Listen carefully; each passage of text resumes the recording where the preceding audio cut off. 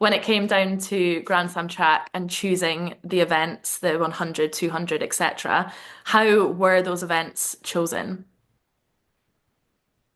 A lot of market research and modeling. A lot of things went into it prior to them being finalized. But, I think ultimately the format really obviously values being the fastest, right? Like that's the most important thing, but also having a range and being able to perform consistently across multiple events. I think the combination of having two race distances provides a little bit more jeopardy for the racers. And that's one of the things in the market research that we did was like a reoccurring theme is having more jeopardy. And it's also just, seeing the racers more often. But I think the combination of having two events, it just creates intriguing matchups, things that maybe fans haven't necessarily seen before, and ultimately sparks more debate and conversation amongst the fans. Super. And I think a lot of people have asked this question is, can a challenger compete in multiple slams? And if so, is there a limit on that? How many can they compete in? Yes, I mean, no official rule saying that a challenger can't compete in more than one slam. I think especially if you keep winning, then you're welcome to keep coming back, and will certainly be invited. I think from my philosophy standpoint is that we do want to see a myriad of challengers across the entire season. I think that's like a really strong point in the format is having that opportunity to bring in those who are racing well and the up and coming or the new rivalries and just seeing something different each time out. So we'll see a lot of fresh faces, but there's certainly some challengers. I already know of some that are going to be consistently there. When it came down to that selection process for the challengers, was there anything that you were looking for specifically? How did you kind of go about choosing them? Yeah, I mean, how fast are you? That's certainly important. You know, I'm the senior director of racing at Grand Slam Track, and I, ultimately lead the process, but I work really closely with our selection committee. And so, it's not to say that I have full reign to do whatever I want. Otherwise, I'd be putting myself in there. However, it's looking at personal best, it's looking at medals, it's looking at rivalries, it's momentum. But really, like the most important thing is who do fans want to see? Like that is the most important thing, right? Like we're ultimately trying to put a great product out on the track. And that process is agents propose their athletes, and we consider and how to put together the best field possible. Super. And I think the next question is, God forbid if something happened to a racer or a challenger, and they were to get hurt, injured, or they just couldn't compete for some reason. What happened Yeah, in that process?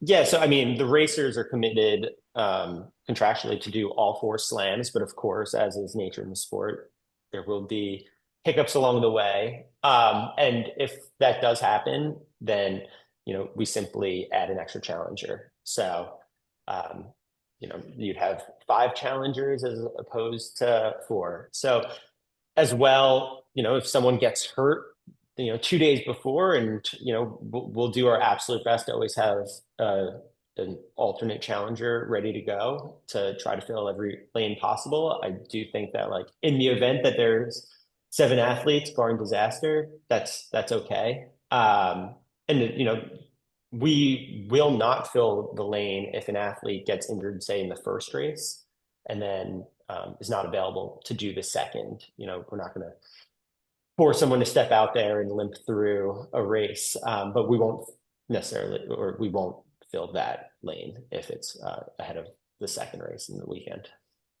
And speaking of those challengers, I mean, is that something that athletes can qualify to become perhaps halfway through the season? Yeah, of course. I think for particularly in Kingston, it's early in the year. And so, we're going to have a lot of challengers who are being selected based off of their performance last year. And, uh, then you have others that we've seen already come out during the indoor season and run super well and immediately, start the year off with a bang. And, we have them in there as well. But, at this point in the season, Philadelphia and Los Angeles, like that's so far away still.